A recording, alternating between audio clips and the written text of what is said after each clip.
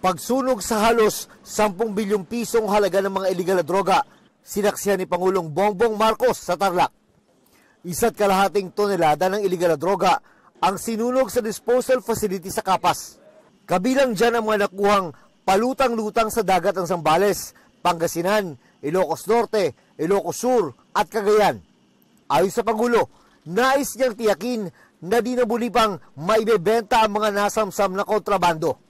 Ang mga sinirang droga, isinailalim sa proseso ng thermal decomposition para tuluyang masira sa loob ng 10 oras.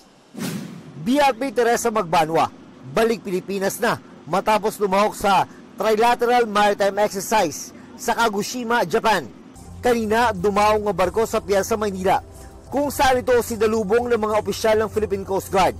Ang mga delegado na lula ng barko, sumabak sa communication exercise, search and rescue, firefighting, photo exercise, at transfer of personnel kasama ang mga Coast Guard ng Japan at Amerika. Layo ng pagsasanay na palakasin pa ang koordinasyon at kahandaan ng tatlong bansa sa gitna ng mga banta sa karagatan. Para sa GMA Integrated News, ako si June Veneracion, ang inyong saksi. Mga kapuso, maging una sa saksi. Mag-subscribe sa GMA Integrated News sa YouTube para sa iba't ibang balita.